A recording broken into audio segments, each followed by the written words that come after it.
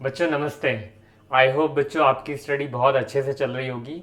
उसी स्टडी को और अच्छे से कराने के लिए बच्चों आज मैं आपके लिए एक चैप्टर का माइंड मैप और लेके आया हूँ। उस चैप्टर का नाम है CUT mind map, unit number 3 chemical kinetics. बच्चों इसमें मैं आपको बहुत ही शॉर्ट एंड स्वीट वे में रिवीजन कराऊंगा।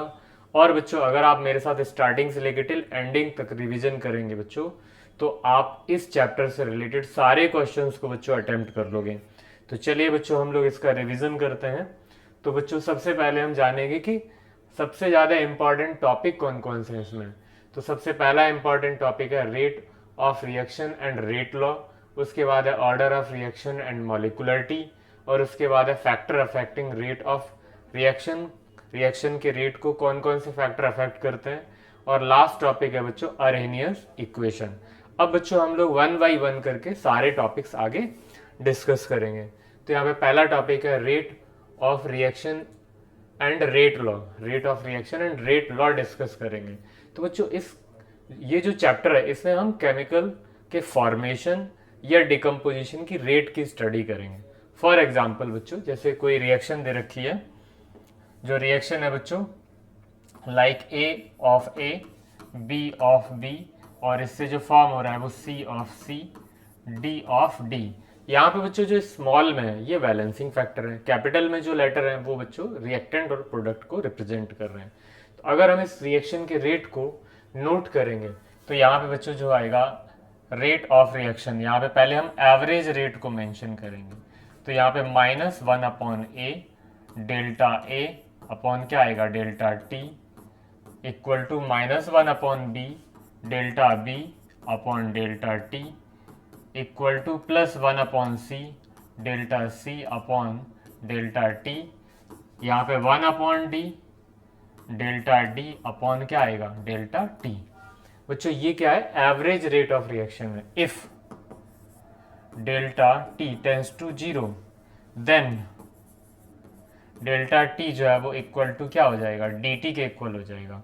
उस केस में यहाँ पे जो आर आएगा वो आर इंस्टेंटेनियस रेट आ जाएगा। तो यहाँ पे आ जाएगा -1/a, यहाँ पे आएगा D A upon D T, -1/b D B upon क्या आ जाएगा डी टी आ जाएगा। यहाँ पे +1/c डी सी अपॉन क्या आ जाएगा डी टी आ जाएगा, +1/d यहाँ पे डी डी अपॉन क्या आ जाएगा डी टी आ जाएगा। तो ये बच्चों जो रेट है ये एवरेज रेट है और ये इंस्टेंटेनियस रेट है। अब बच्चों इसी रिएक्शन के लिए अगर हमें रेट लॉ मेंशन करना हो तो रेट ऑफ रिएक्शन जो है वो डायरेक्टली प्रोपोर्शनल क्या होगा ए की पावर एक्स एंड बी की पावर क्या हो जाएगा वाई हो जाएगा। और जब हम प्रोपोर्शनलिटी साइन हटाएंगे तो यहाँ पे आर इक्वल टू क्या हो जाएगा के, और यहाँ पे ए की पावर क्या आ जाएगा एक्स और बी की पावर क्या आ जाएगा बच्चों वाई आ जाएगा। यहाँ पे बच्चों ये जो एक्स और वाई है ना, ये क्या है ये एक्सपेरिमेंट के थ्रू वैल्यू निकाली जाती है। ये ए और बी के इक्वल भी हो सकती हैं और उनसे डिफरेंट भी हो सकती हैं। अगर बच्चों एलिमेंट्री रिएक्शन है मीन्स वो रिएक्शन जो रेट डिटरमाइनिंग स्टेप्स है, उस केस में ए और एक्स बी और बाई आपस में क्या हो जाएंगे बच्चों इक्वल हो जाएंगे। अब यहाँ पे बच्चों तो ये तो हो गया rate of reaction and rate law से रिलेटेड। नेक्स्ट टॉपिक है बच्चों order of reaction and molecularity. तो इस टॉपिक में बच्चों हम ऑर्डर ऑफ रिएक्शन और मॉलिकुलरिटी में डिफरेंस पढ़ेंगे। तो यहाँ पे पहला definition sum of the exponent of the concentration term को ही हम किससे रिप्रेजेंट करते हैं, जैसे x प्लस वाई है इसी को ही हम किससे रिप्रेजेंट करेंगे ऑर्डर ऑफ रिएक्शन से रिप्रेजेंट करेंगे। नंबर ऑफ रिएक्टिंग मॉलिक्यूल और ions involve in an elementary reaction. Elementary reaction में जितने भी एलिमेंट और आयन और मॉलिक्यूल आपस में रिएक्ट करेंगे उनके नंबर को ही हम किससे रिप्रेजेंट करेंगे बच्चों मॉलिकुलरिटी से रिप्रेजेंट करेंगे। इनकी वैल्यू जो है बच्चों ये फ्रैक्शन में भी हो सकती है बट इनकी वैल्यू 1 2 3 हो सकती है, फ्रैक्शन में नहीं होंगी। उसके बाद बच्चों है यहाँ पे जो बहुत इंपॉर्टेंट है आपको ध्यान रखना है डिपेंड ऑन एक्सपेरिमेंटल डेटा। जो ऑर्डर ऑफ रिएक्शन है ये एक्सपेरिमेंटल डेटा पे डिपेंड होता है और यहाँ पे बेस्ड ऑन मैकेनिज्म, ये मैकेनिज्म पे बेस्ड होता है मीन्स थ्योरेटिकल होता है। उसके बाद बच्चों नेक्स्ट टॉपिक हम लोग डिस्कस करेंगे यहाँ पे है zero order of reaction. For example यहाँ पे आर से किस में कन्वर्ट हो रहा है, प्रोडक्ट में, तो यहाँ पे जो रेट ऑफ रिएक्शन है वो डायरेक्टली प्रोपोर्शनल क्या होगा, आर की पावर एन, एन क्या है, order of reaction, O R order of reaction. ठीक है, जब हम प्रोपोर्शनल साइन हटाएंगे तो आर इक्वल टू क्या आ जाएगा, के, और आर की पावर क्या आ जाएगा, एन। इफ एन की वैल्यू क्या है बच्चों, zero, then R equal to क्या हो जाएगा, के, और यहाँ पे आ जाएगा बच्चों आर की पावर जीरो आ जाएगा।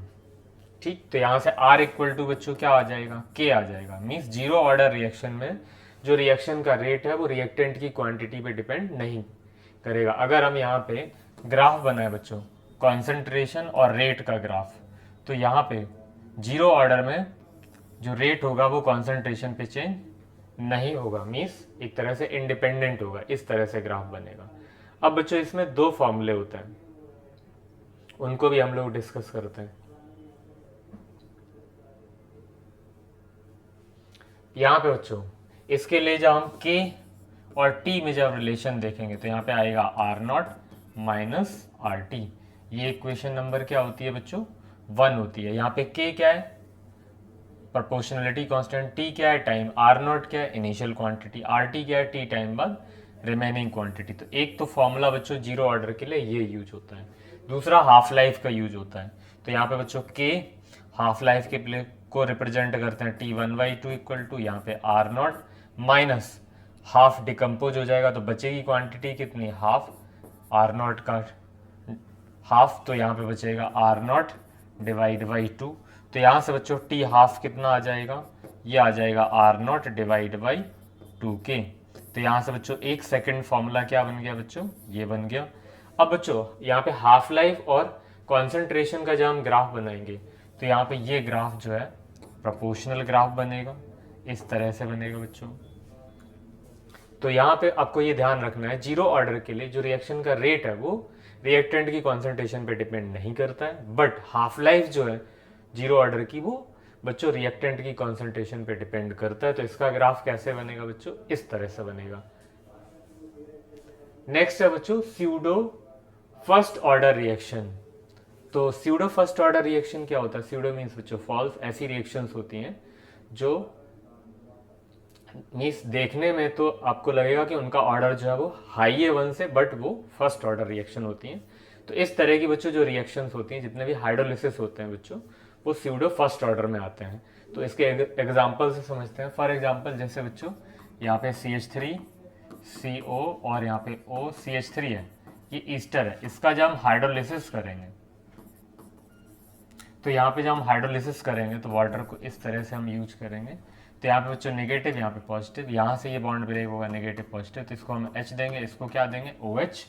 तो यहाँ पे जो बच्चों फॉर्म होगा वो CH3 COOH फॉर्म होगा, प्लस क्या फॉर्म होगा CH3 OH। तो अब यहाँ देखो वैसे मॉलिक्यूल कितने पार्टिसिपेट हुए हैं, एक ये मॉलिक्यूल पार्टिसिपेट हुआ है और एक ये मॉलिक्यूल पार्टिसिपेट हुआ है।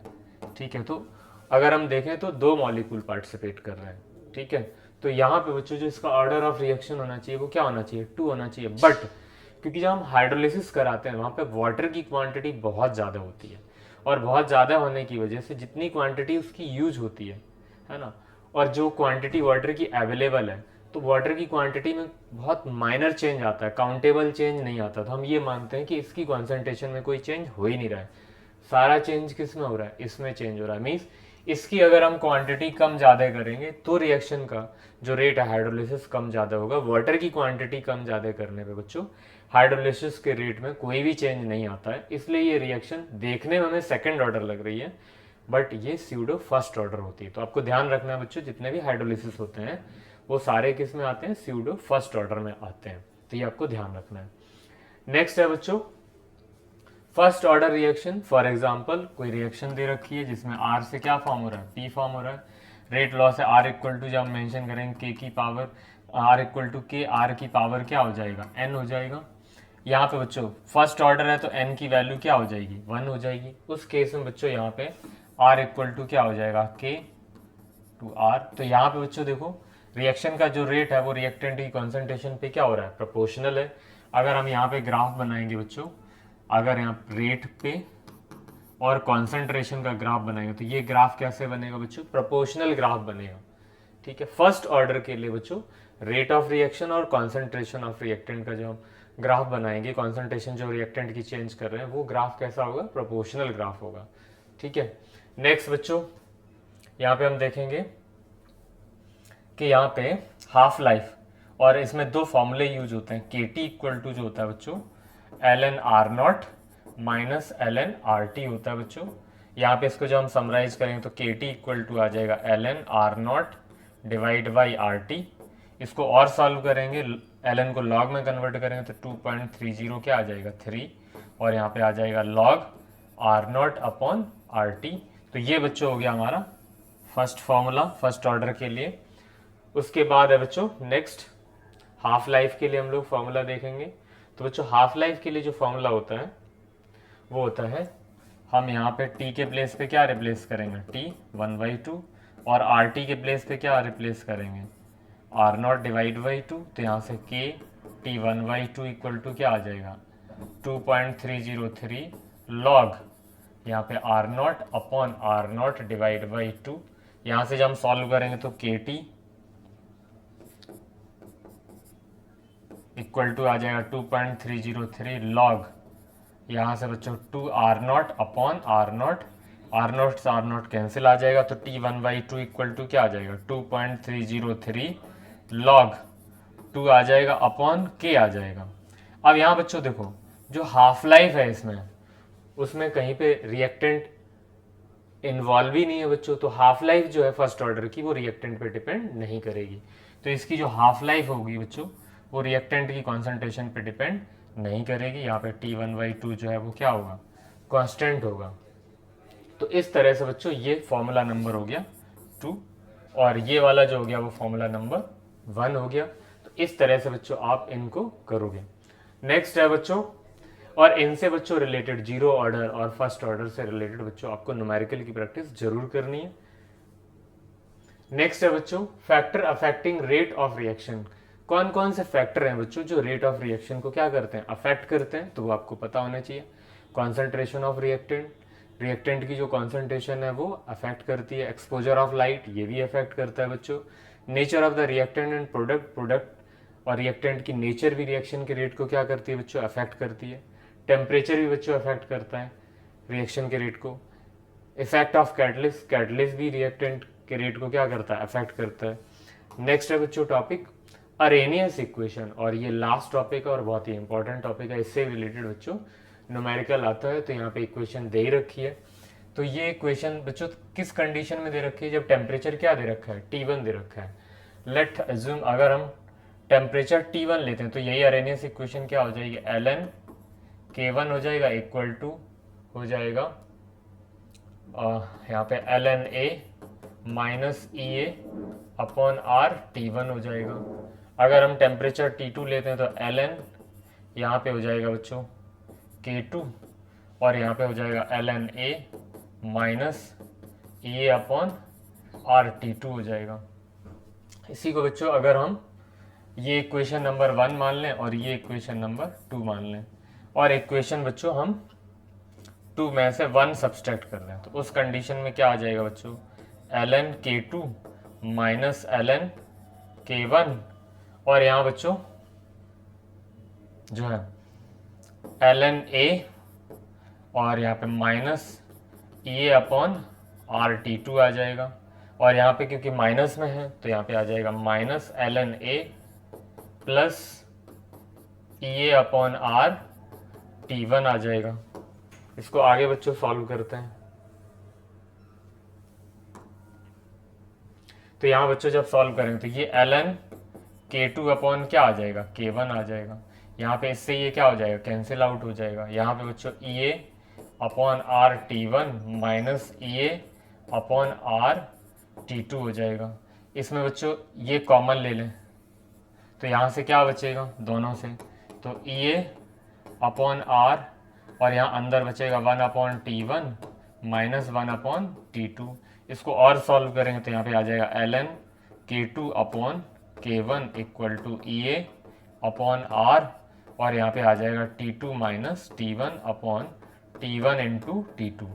तो ये बच्चों इक्वेशन भी जो है अरेनियस से रिलेटेड है, बहुत इंपॉर्टेंट है। इससे रिलेटेड भी बच्चों न्यूमेरिकल्स आते हैं, आपको एनसीईआरटी की बुक में भी कुछ न्यूमेरिकल दे रखे हैं और बच्चों एग्जाम्पलर में भी कुछ न्यूमेरिकल्स दे रखे हैं। इससे रिलेटेड न्यूमेरिकल की बच्चों आपको प्रैक्टिस जरूर करनी है।